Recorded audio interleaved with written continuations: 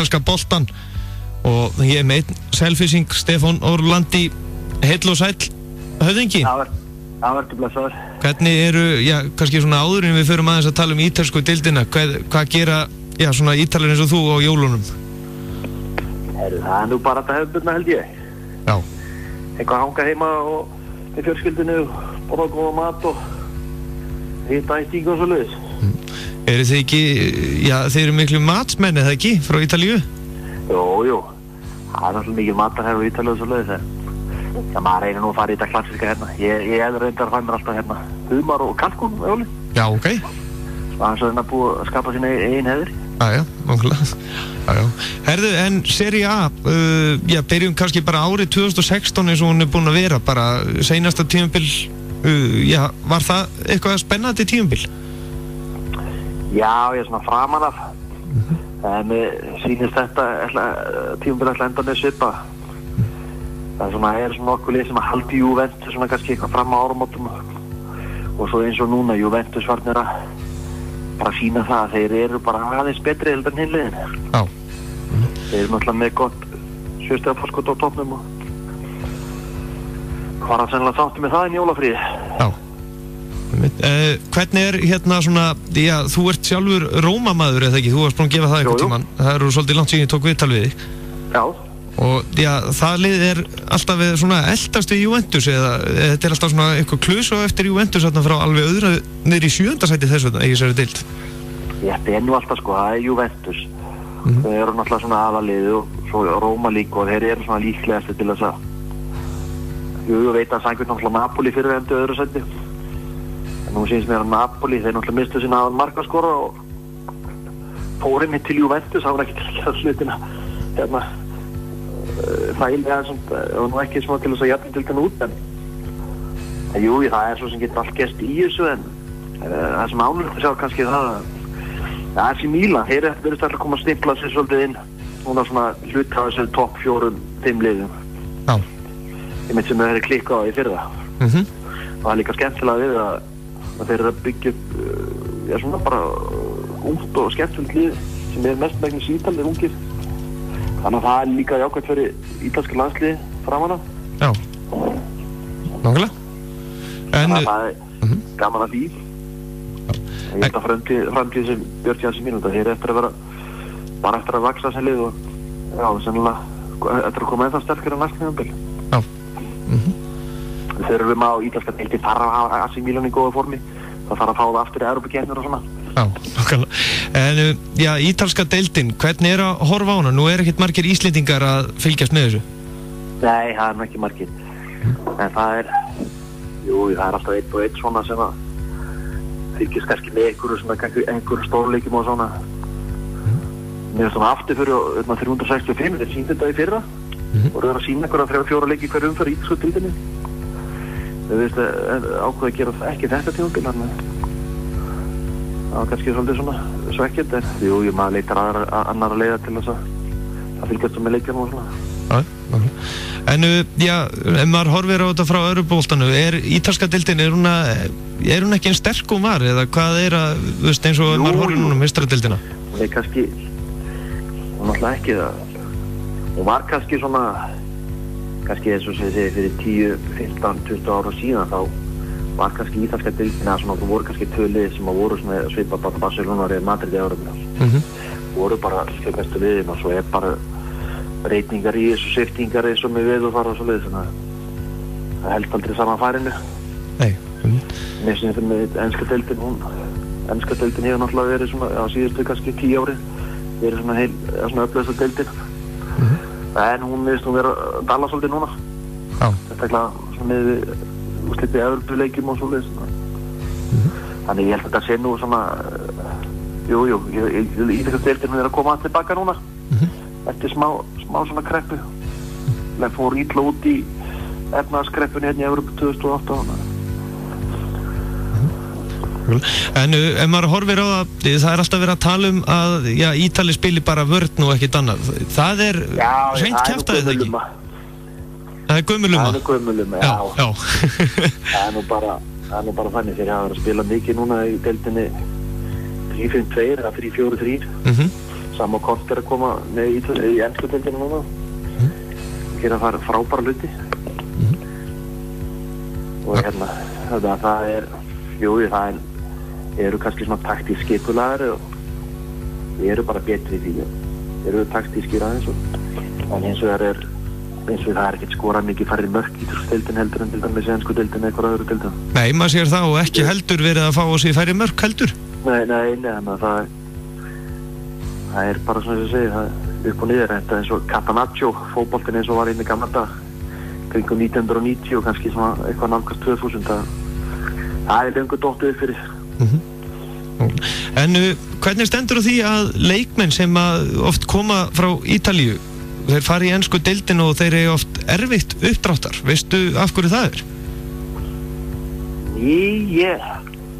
Þetta er ekki alveg saman var það. Nei, ég er náttúrulega bara... Það hefur komið nokkri, það var kannski svolítið að fólk líka rugla svolítið það er að koma kannski argentínskir eða svona brasilíski leikmenn úr ítalsku deildinni.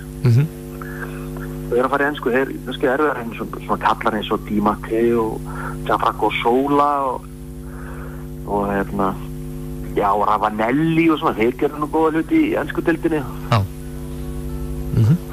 Þannig að ég held að það sé svona, jú, kannski auðvitað að segja svona, komur svona einn og einn, en ég meina ekkert svona sem þetta er að tala held í þannig. En svona með hvernig staðan í dag, þá er Róma á toppnum og það má segja sko... Juventus á toppnum. Juventus afsakið, ég er alveg með Róma á heilunum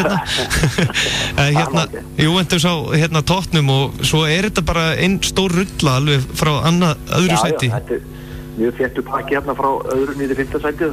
Það er ekki með 2 stig sem skilja á annars sæti og 5. sæti, þannig að ég held að þetta verður þessi 5 lið, alltaf þessi 5 lið sem verður eitthvað að berjast titilinn og þessi 4 þá Roma, Napoli, Lazio, AC Milan sem verður þá að berjast þessi meistaradeildarsæti. Það er alltaf bara 3 sæti gefin. Þannig að það en svo er þetta svona, í Inter er þarna 7. og svo Atalanta, ég ekki að sjá að 3 eftir að kannski hanga þarna upp og allt og lengi. Hvernig eru liðið eins og Inter og Fiorentina í dag? Er þau eitthvað sterk eða? Já, þeir hafa kannski verið svolítið klaufar í sumir leikir, tapar svolítið af stigum og svona óþarfa stigum kannski sem þeir ekkert unnið. Inter náttúrulega búin að vera samt í tómu basli bara. Ráku þjálfarinn fyrir tímabilið Roberto Mancini sem hann aldrei búin að gera fína hluti með seinni part síðasta tímabilið, þannig að ég held nú að Inter kemur það að svörgöri. En þetta tímabilið, svo rekar hann í byrjun tímabilið og hann frakti búrinn og ekkert búin að gera eitthvað svakalega hluti. Það gerði ekkert svak og svo var hann rekinn og þannig að þetta er allt svona í lausu lofti hjá þau núna. Svo var ég myndið að vera að lesa í dag að menn hefur talað að þessu leikmennin sem ákvaða hvernig liðið verður. Það er bara einhver gamall úlingaþjálfari hérna sem einhver gamall aðstoðarþjálfari sem er að taka við liðið núna og leikmenn hafa vist eitthvað mikið það að segja en ég veit ekki hvort það sé satt eða ekki en það er alltaf svona, það er allt svolítið við lausu lofti við Inter og það þurfi eitthvað að fara í hissu upp þessu bara eitthvað. Vantaði mikið bara Gylfa Þór Sigurðsson því að nú var slúður í vikunni að ítölsku stórliðin Inter og Róma væru eftir honum? Ég veit ekki hvort að Gylfi myndi nú hann geti nú kannski gert að hvernig sluta, það voru gaman að sjá það en spennandi kostu kannski prófa eitthvað nýtt líka fyrir hann og komast kannski aðeins svona meiri veðursæld. Nákvæmlega. En ef ég trufliði aðeins úr spænska boltanum og ég enska, áttu eitthvað uppáhaldslið þar? Ég raunin ekki, ég held náttúrulega með Chelsea í gamla dag. Ég held með Chelsea í ár. Já, auðvitað. Kostið tekið við og er að spila svona mjög svipan bolt og ítalsk landsleikjar og kannski við voru kannski með besta mannskapan en voru til landslíklegur og voru dett út fyrir Þýskalandi í vítaspinnu keppni. Svona hvað voru eitthvað 19 vítaspinnur. Það var svakalegt. Þannig að ég myndi að segja það, ég myndi vona að Chelsea var allaveg. Fyrst að svona svo náttúrulega vinnu minn Ranieri, Rómverið mikli. Hann í smá basli en ég held að hann, þeir fræða ekki rekka, ég held að hann sé hann að komi bara á lífstíða samningi og rest, saman hvernig fyrir. Þetta er síðast að það er tímabil, Þetta var náttúrulega ótrúlegt hjá Leicester. Já, það var bara svo leið. það var bara alveg bara magnað að sjá hvernig liðið virkaði vel saman og það bara greinlega munaði minna að missa einn sterkan lekk úr liðin eins og Kanté sem fór í Chelsea. Hann ætlar að taka 2 tímabil röð bara með sikur liðin að vera meistari í enska. Þannig að hann kannski svona óskrifaði kóngur með ensku deildina þessar myndir. Þannig að Chelsea þar allar lið. Hefur eitthvað farið á leiki á Ítalíu? Nei, já, ég fór, árið 2002. Það fór ég hérna á Lazio Perugia. Já. Það var í janúar 2002, það var nú verkulífi Lazio þá, 5-0. Það voru menn eins og Hernan Crespo, Claudio Lopez, Alessandro Nesta, Verón og Simone Inzaghi. Það var svakalegt lið hérna hérna. Þannig að þú hefur væntanlega bara verið að spila sem ítalskt lið í Champions League í den? Já, ég alltaf að Róma. Svo tekur maður, Svo tekur maður stundur svona að segja kannski verið svona rík enskli eins og City og svona. Kaupi bara ítalska leikmenn. Það er líka svona ítalsk veldi. Það er ekki svona verið challenge. Já, nákvæmlega. En svona í lokin, þú hefur alltaf verið stuðningsmaður Róma og mér langar svolítið að vita hvernig stendur á því? Hvaðan kemur það? Ég er nú bara Rómveri í blóði borinn. Já. Þannig að það er nú ekki flóknar um það. Fjölskyldi minn öll frá Róm og þess að í föðurætt og býr það. Það er reyndar, eru frændi minn og afi minn og þeir halda með Lazio. Já, ok. Ójá. Ég er náttúrulega elstur til það, kemur það tíma og þegar Totti er að koma upp og svona. Já. Þá er hann svona eða stór stjarna. Já. Svona heldur svolítið upp á hann líka. Já, maður er náttúrulega bara að dýrka hann og það er svona var ekki svona Róma frekar en Lazio á þeim tíma. Já. Það var kringu á 97. Já, þannig að þú hefur, þannig að hann Totti hefur alltaf verið þinn maður. Já, alveg, algjörlega. Það er undan Baggio, Roberto Baggio, á sjálfsögðu, einmitt. En það er einn leikmaður á Ítalíu, markmaður Juventus, sem virðist vera alveg bara, líta alltaf út eins og bara spilar alltaf eins. Já, það er alveg ótrúlega maður. Þessi Giongo Buffon. Ég held að hjálpa honum bara. Hann er náttúrulega, í markmaður og svona, þegar ég er kannski yfirleitt svona hans lengri fyrir heldur en margir aðrir. Og svo Totti sem svolítið undstekning þar, hann er fertur en þá að spila á hæsta levelinu. En hann, ég held að hann er líka jarðbundi maður á Buffon. Og menn bara verið stílið endast lengur í ítalska boltan. Það er ekki þetta stanslösa áriti og hamagangur og ólefnaður eins og ensku deildin og svoleiðis. Þess vegna ég er, hállar mataræði. Já, menn er ekki að, fótbrjóta konannan.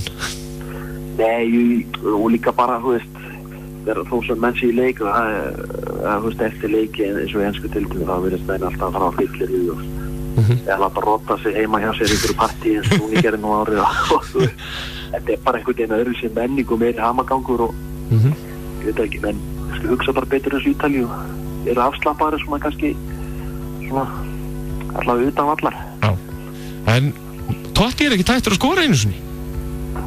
Nei, hann spilaði 90 mínútur í síðasta leiknum með Evrópudeildinni og eru komin áfram með 32 úrslit og hann er bara, ég fyllu fyrir. Hann lagði upp til 3 mörk í þessu leik. 40 ára gamall. Fertur, já.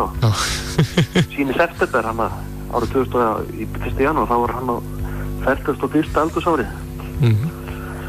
Þannig ég veit ekki, maður held að þetta myndi vera síðast tímabilið en svo bara, fínt að hafa hann kom inn á leikjum og byrjuð kannski leiki svona sem að var það kannski hvíla aðra leikmenn og þá er hann ekkert síður en einhver 20 begi. Nei, nákvæmlega. Það er bara svona. Þannig að ég kæmi ekkert óvart að taka í annað tímabil í viðbót. Já, nákvæmlega. Segðu, Stefán Ólandi, þakka kærlega fyrir að gefa okkur tíma og er ekki von á að þú sýnir einhverja stórleiki eitthvað tíman í ítalska boltanum? Jú. Það maður er alltaf með þetta eitthvað á skjánum. Já.